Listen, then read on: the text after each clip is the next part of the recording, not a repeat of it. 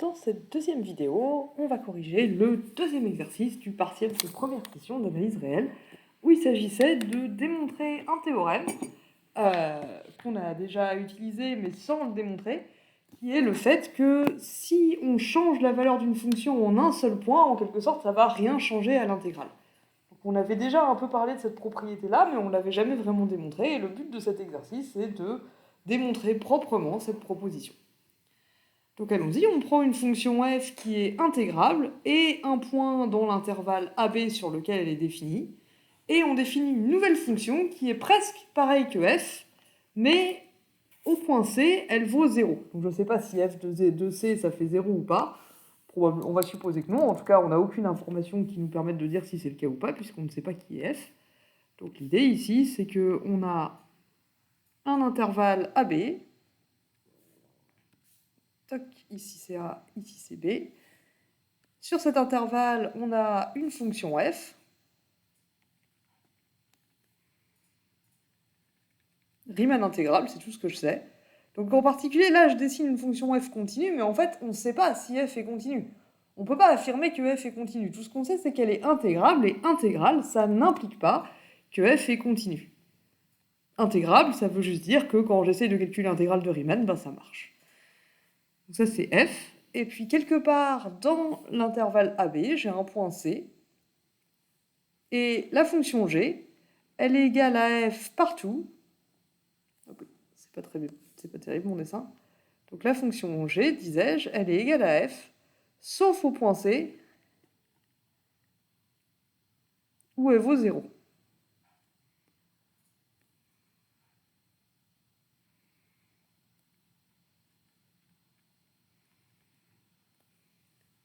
Et ce qu'on va essayer de montrer, c'est que g, déjà, elle est Riemann intégrable, ce qui n'est pas évident, et ensuite que son intégrale sur AB est égale à l'intégrale de f sur AB. Donc pour ça, en fait, on va étudier g séparément, d'abord sur l'intervalle AC, et ensuite sur l'intervalle CB. Et on va montrer que g est intégrable d'abord sur AC. Et pour ça, on va prendre une partition de AC. D'ailleurs, j'ai écrit partition, mais ce que je voulais dire, pour reprendre le terme qu'on a utilisé en cours, c'est plutôt subdivision. Ce qui, de ce que j'ai remarqué, n'a perturbé personne, donc tout va bien, mais en fait, ici, on dit plutôt une subdivision. Autrement dit, on prend des points, x0, x1, x0 doit être égal à A, x1, x2, etc. xn qui va être égal à c. Donc on considère une subdivision de AC, une partition de AC en sous-intervalle. Et la première chose qu'il faut qu'on montre, c'est que, avec les notations du cours, I plus de G sigma, c'est égal à I plus de F sigma, I moins de G sigma, c'est égal à I moins de F sigma. Donc c'est qui déjà I plus de G sigma? I plus de G sigma, c'est égal à la somme, pour k allant de 0 à n-1, des xk plus 1 moins xk,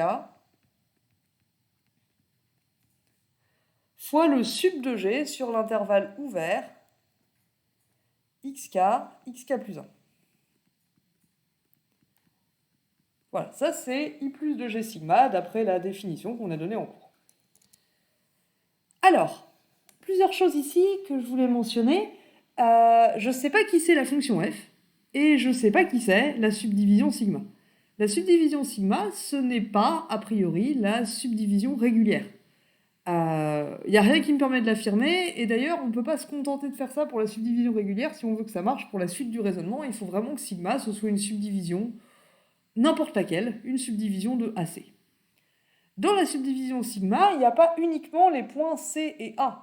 Du coup, I plus de G sigma, c'est pas a priori égal à C moins A fois le sub de G sur l'intervalle AC. Donc je fais ces deux remarques parce que c'est des choses que j'ai vu revenir assez souvent. La subdivision sigma, a priori, c'est pas une subdivision régulière et il n'y a pas seulement les points A et C dedans. A priori, c'est juste, on a pris des points intermédiaires entre A et C. Je sais pas où ils sont. Je sais juste qu'il y en a un nombre fini. Et c'est tout ce que je sais.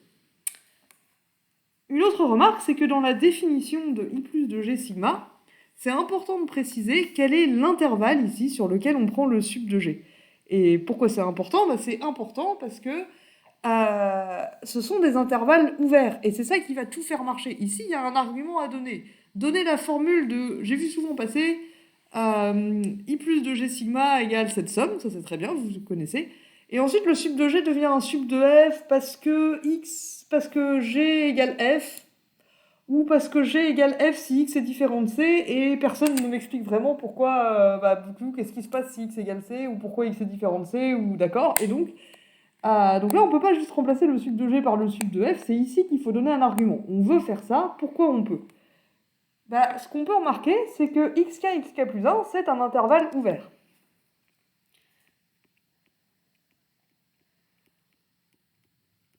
xk plus 1, c'est un intervalle ouvert, et donc il est inclus non seulement dans l'intervalle AC fermé, mais en fait il est inclus dans l'intervalle AC ouvert, puisque c'est un intervalle ouvert, et xk plus 1, il est plus petit que... il est inférieur ou égal à C, et xk, il est supérieur ou égal à A. Donc là, il y avait plusieurs façons d'écrire proprement cette remarque, mais ce qu'il s'agit vraiment de remarquer ici, c'est qu'en fait, comme on est sur un intervalle ouvert, le point C n'appartient pas aux intervalles ouverts xk et xk plus 1.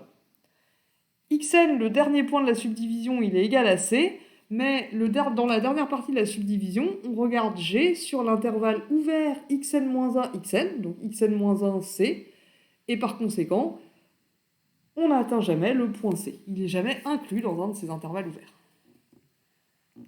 Du coup, pour tout x dans xk plus 1, et ça c'est vrai pour tout k entre 0 et n-1, x ne peut pas être égal à c. Si x est dans un intervalle ouvert xk plus 1, x ne peut pas être égal à c, puisque le pire qui puisse nous arriver, c'est d'être sur l'intervalle xn-1 c, exclu, et donc x sera pas égal à c.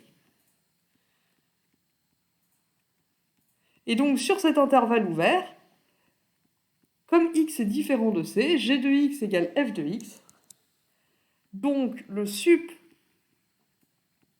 de g est égal au sup de f. Et là, j'insiste lourdement, ça c'est là qu'il faut passer du temps, c'est ça qu'on veut justifier proprement ici. On ne peut pas juste affirmer que sup g égale sup f, il faut expliquer pourquoi c'est le cas, parce que c'est pas évident que le point C ne va pas apparaître si on prend n'importe quelle subdivision. En fait, c'est ça qu'il faut qu'on justifie. Mais une fois qu'on a ça, du coup, tout le problème se simplifie. Parce que du coup, I plus de G sigma, c'est égal à la somme pour k allant de 0 à n-1 des xk plus 1 moins xk sup de f, puisque le sup de G, on a dit, est égal au sup de f. Et ça nous redonne I plus de f sigma. De même,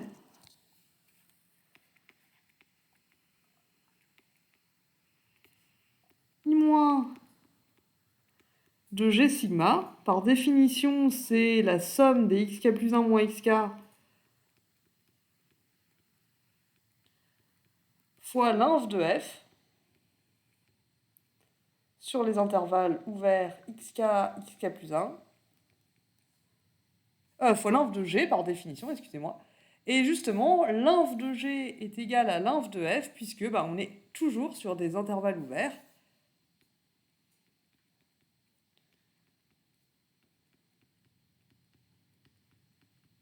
Donc l'inf de g sur un intervalle ouvert inclus dans AC ouvert, il va être égal à l'inf de f.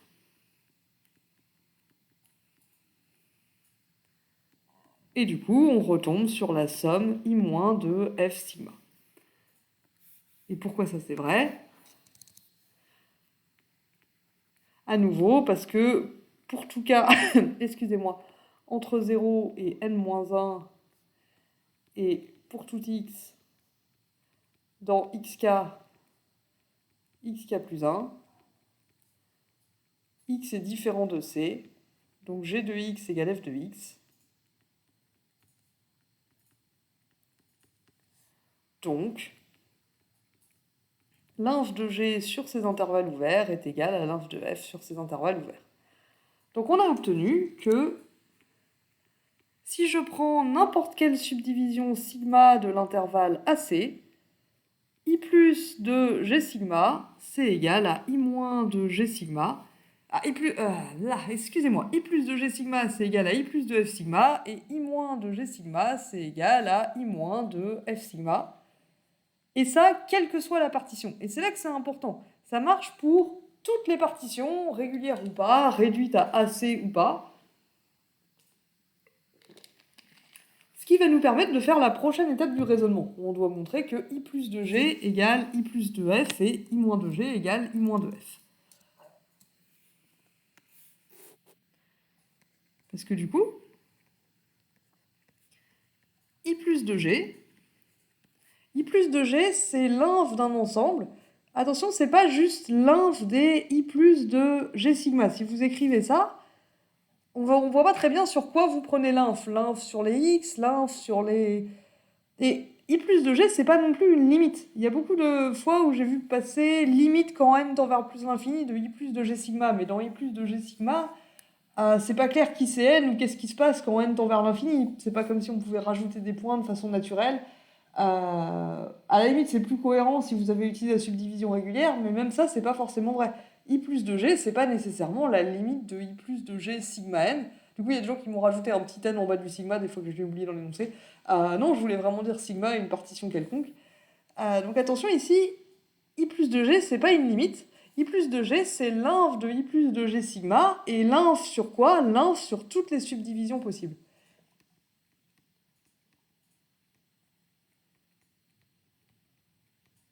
Puisqu'on travaille sur AC, ici, il s'agit des subdivisions de AC et pas de AB.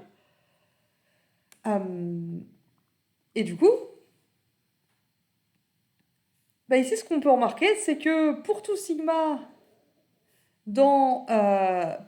subdivision de AC, ce qu'on a obtenu, c'est que I plus de G sigma, c'est égal à I plus de F sigma. Donc chaque élément de cet ensemble, on peut le réécrire sous la forme I plus de F sigma pour sigma une subdivision de AC. Donc à nouveau, ce qui est important ici quand vous écrivez l'inf, c'est d'écrire l'inf de quel ensemble? Qu'est-ce qu'on fait varier? Et ce qu'on fait varier, c'est les subdivisions.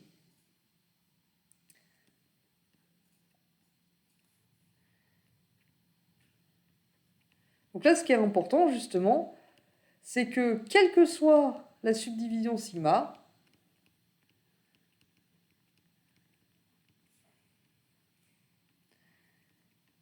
I plus de G sigma, c'est égal à I plus de F sigma. Du coup, ces deux ensembles, l'ensemble des I plus de G sigma avec sigma n'importe quelle subdivision de AC et l'ensemble des I plus de F sigma avec sigma une subdivision de AC, ce sont les mêmes ensembles, ils contiennent les mêmes éléments et du coup, ils ont la même borne inférieure.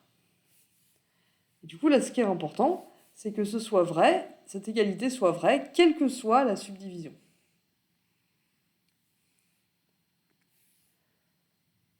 Et ça, l'inf des I plus de F sigma pour sigma subdivision de AC, c'est ce qu'on appelle I plus de F.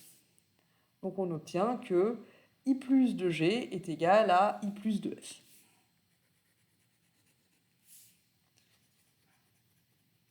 Et de même,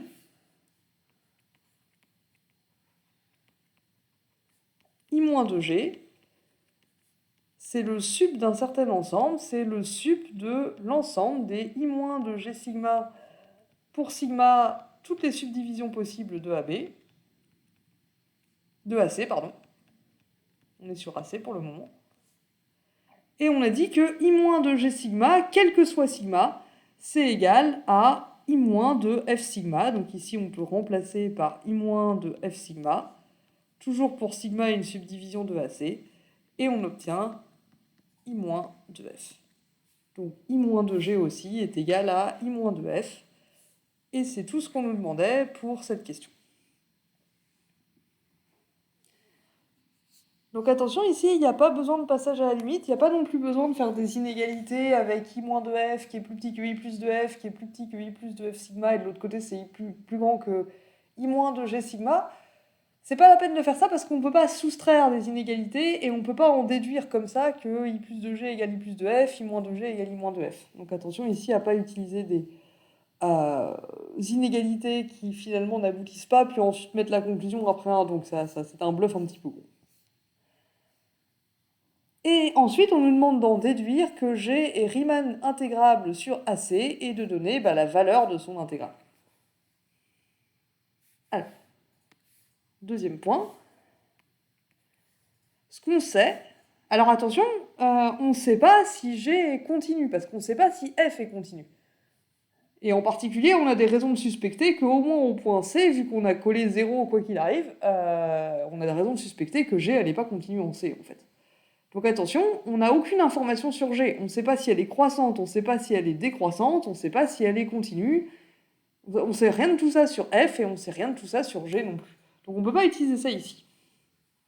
Par contre, on peut utiliser la définition.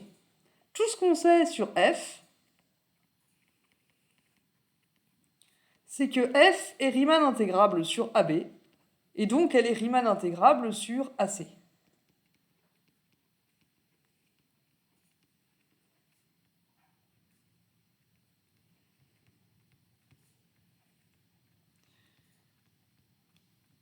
Si une fonction est Riemann intégrable sur AB, alors elle est aussi Riemann intégrable sur un sous-intervalle AC. Ça, c'est quelque chose qu'on avait déjà vu. Donc, sur cet intervalle AC, le i plus de f sur AC, il est égal au i moins de f sur AC. Et on a obtenu que i plus de f, c'est la même chose que i plus de g. I moins de f, c'est égal à i moins de g. Donc, du coup, i plus de g, il est égal à i moins de g. Et ça, c'est la définition de l'intégrabilité de g sur AC.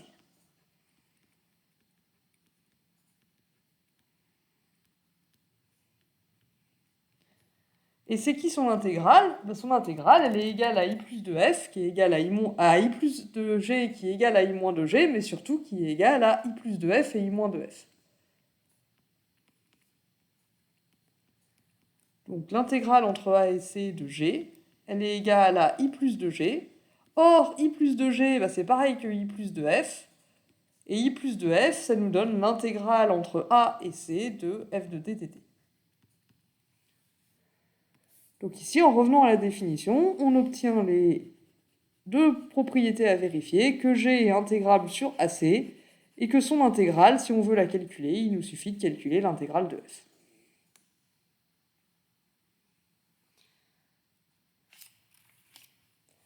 Et ça, c'était essentiellement le cœur de cet exercice. Tout le reste ensuite, ça va simplement être adapter le propos.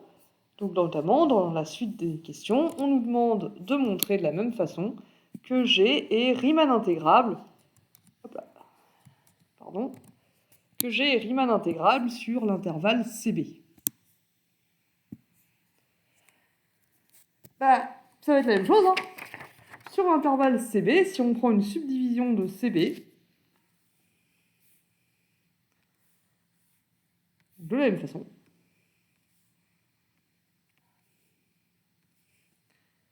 si je prends une subdivision y0 jusqu'à, je sais pas moi, jusqu'à ym de CB,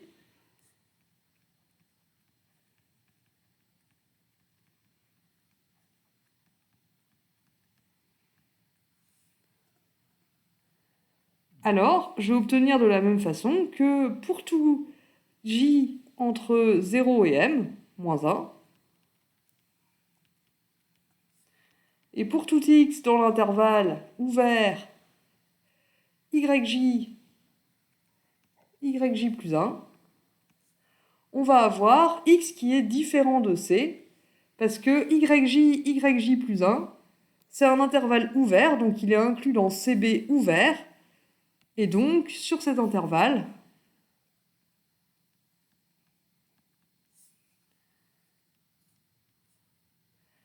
g de x va être égal à f de x. Donc pour tout j entre 0 et m-1,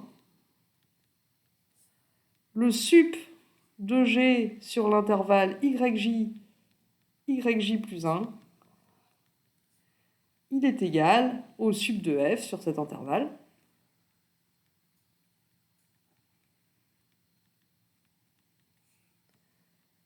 Et l'inf de g, il va être égal à l'inf de f.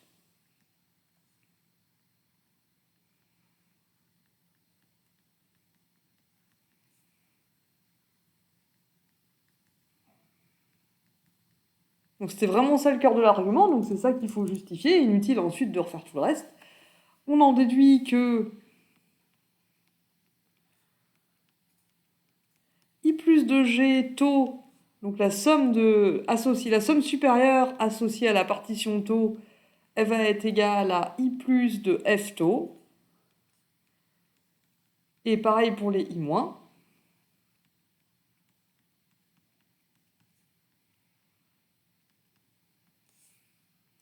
Et comme c'est vrai pour toutes les partitions de AC,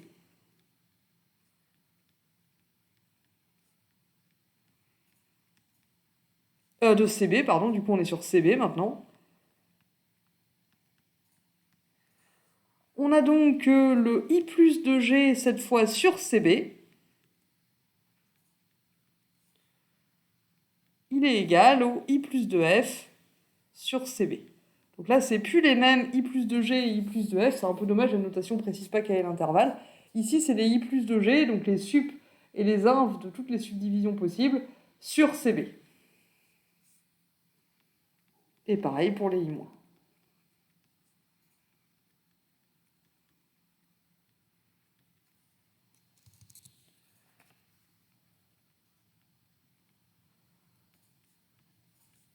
Et comme f est intégrable sur CB,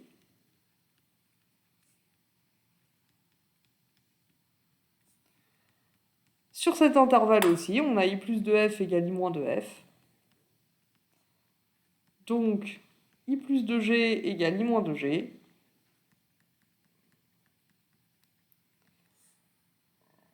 Donc G est intégrable.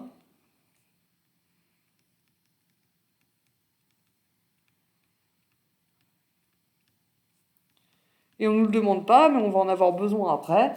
Son intégrale, c'est égal à l'intégrale de f sur CB.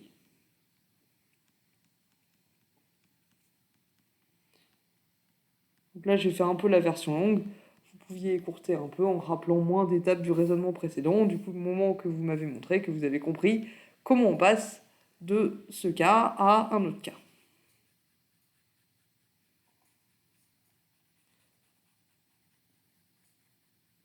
Et ensuite, il fallait qu'on en déduise le résultat souhaité. Alors le résultat souhaité, du coup, c'est ce qui avait été écrit dans le but de l'exercice. Montrer qu'il faut en déduire que G est intégrable sur AB et que l'intégrale de G sur AB, cette fois, est égale à l'intégrale de F sur AB. Donc allons-y. Pourquoi ça c'est vrai, du coup?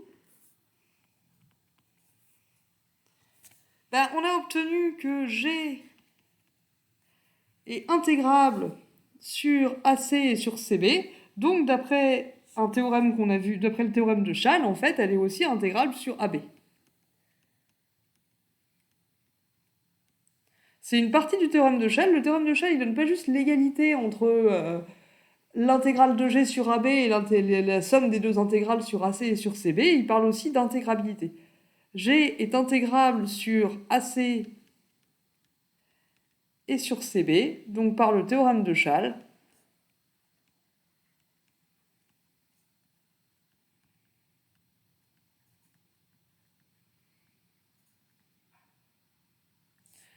La première chose que nous dit le théorème de Schall, c'est pas juste l'égalité des intégrales, c'est que G est intégrable sur AB, il faut le dire, parce que c'est ça qu'on voulait obtenir depuis le début, c'est pas clair que G est intégrable sur AB. Le premier point à vérifier, c'est l'intégrabilité. Et le deuxième point à vérifier, c'est l'égalité des intégrales. Et ça va être à nouveau une conséquence de Schall, puisque du coup, l'intégrale sur AB de G de T dt, c'est égal à l'intégrale sur AC plus l'intégrale sur CB. Or, l'intégrale sur AC, on a dit qu'elle était égale à l'intégrale de f, d'après la question 2. L'intégrale sur CB, elle est égale aussi à l'intégrale de f, d'après la question 3.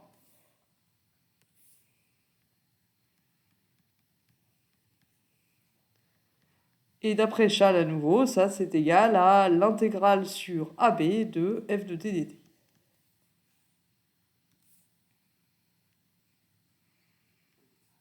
Donc ça c'est vrai d'après...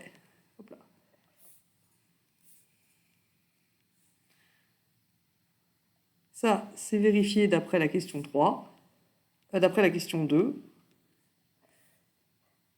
Et cette égalité-là, elle est vraie d'après la question 3. Et ça, c'est le résultat qu'on voulait obtenir. Dans la suite de l'exercice, on nous demande de généraliser ça, non pas à un seul point, mais à un nombre fini de points. Et là, si on nous demande, s'il y a une question là-dessus, il ne suffit pas de répondre en disant « Oh, un point ou un ensemble de points, finalement, qu'est-ce que quelques points dans la vie ça change rien ». Parce que sinon, il n'y aura pas une question là-dessus. Si on vous demande de le justifier, c'est qu'il faut donner un argument, pas simplement dire « Ah oui, non, je pense que c'est bon ». On ne vous demande pas votre avis sur est-ce que vous pensez que c'est bon, on vous demande de le montrer. Parce que oui, sinon je suis d'accord, ça n'a pas l'air déconnant. Mais alors, comment on le justifie proprement ? Bah, du coup, si on a un nombre de points fini,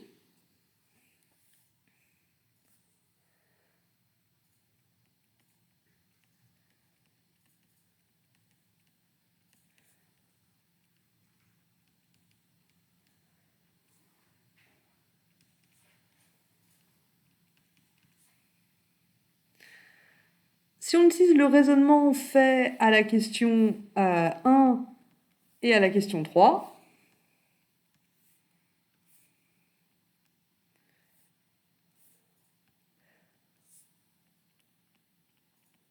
on peut montrer que pour toute subdivision de AC1,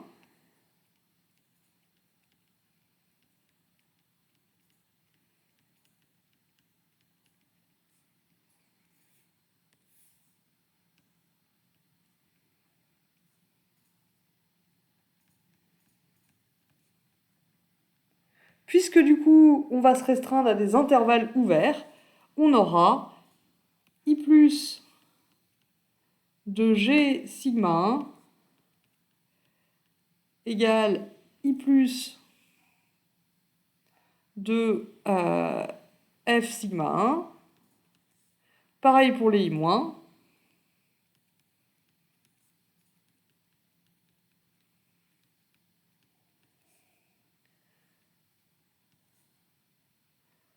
Donc G sera intégrable sur AC1, par le même raisonnement, à nouveau, qu'on n'est pas obligé de refaire.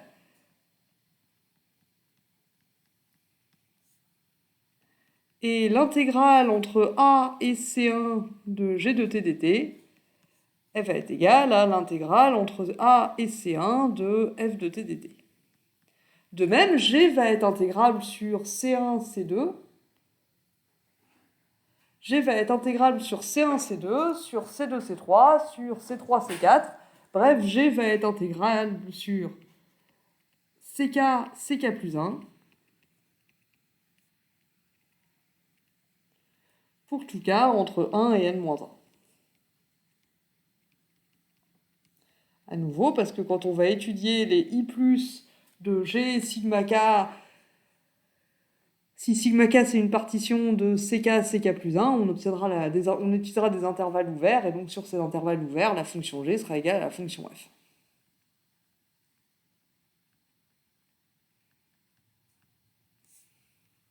Là, ce qu'il s'agissait de remarquer, c'est qu'en fait, il fallait simplement séparer l'étude de G sur chaque sous-intervalle.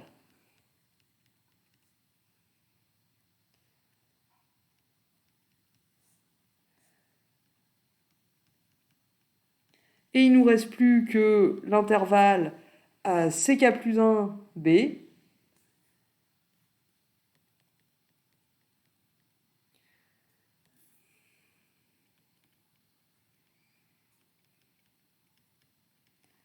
Et là, par le même raisonnement qu'à la question 3,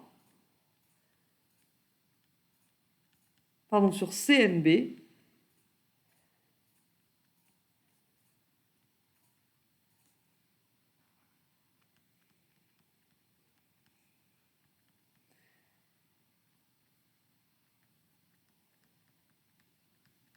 G va être intégrable et son intégrale va être égale à celle de F. Donc là, ce qu'il s'agissait vraiment de dire, peut-être pas de façon si longue que ça, là je détaille vraiment parce que c'est un corrigé, mais ce qu'il s'agissait de remarquer, en fait, ici, ce qu'il était important de dire, c'est pas que ça change rien de mettre plusieurs points, c'est que du coup, au lieu de découper en 2 sous-intervalles, on découpe en n plus 1 sous-intervalles si on a n points. Donc c'était vraiment ça l'observation importante. Parce qu'à partir de là, on peut utiliser la relation de Schall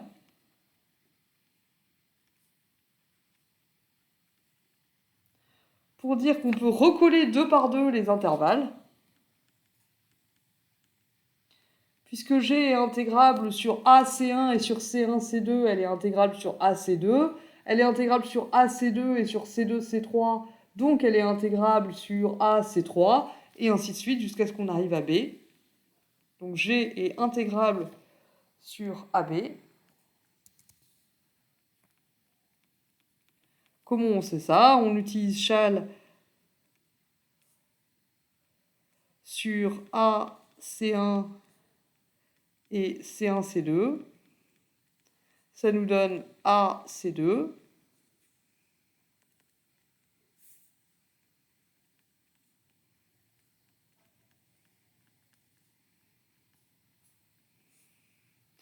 Ensuite, du coup, on peut l'utiliser sur A, C2 et C2, C3. Ça nous dit que G est intégrable sur l'union des deux, donc A, C3.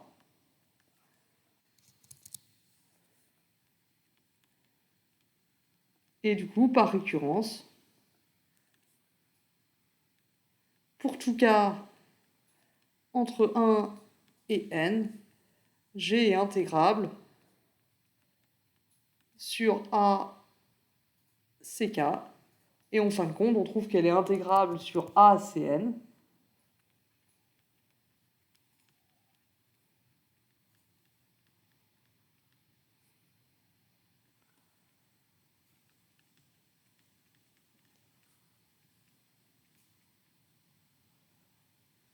Et sur CNB, ça c'est ce qu'on a dit un peu plus haut, donc elle est intégrable sur AB.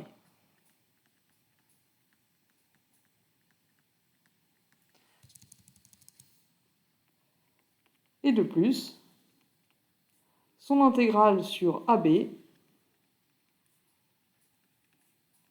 c'est son intégrale sur AC1, plus son intégrale sur AC2, plus son intégrale sur AC3, etc. jusqu'à son intégrale sur CNB. Toutes ces intégrales sont égales à l'intégrale de f.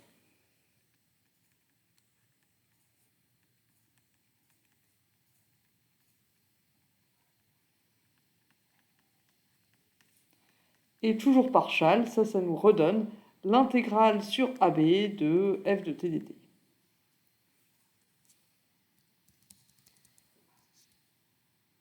Et c'était le résultat qu'on voulait. Et il nous reste une dernière question qui est en fait une application de tout ce qu'on vient de montrer.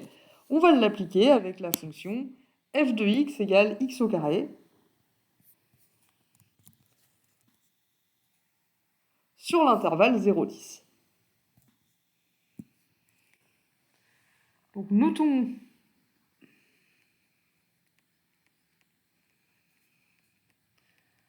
pour tout x entre 0 et 10,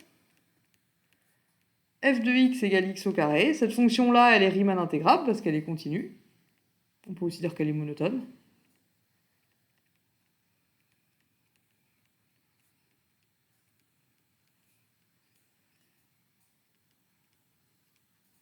Donc attention, hein, j'insiste lourdement, continu, ça implique Riemann intégrable, mais Riemann intégrable, ça n'implique pas continu.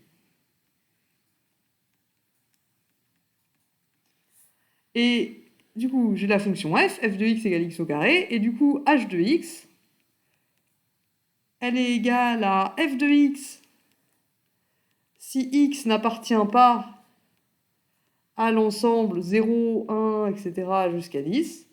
Les points entiers entre 0 et 10, il y en a un nombre fini.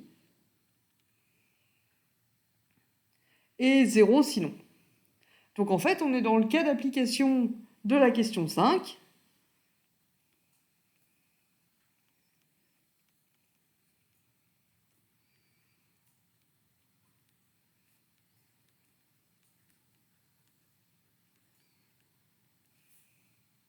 En posant C1 égale 0, C2 égale 1, etc.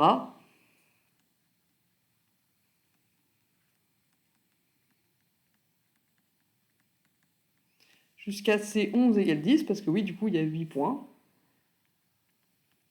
Et on a donc intégrale de h de t dt sur 0,10.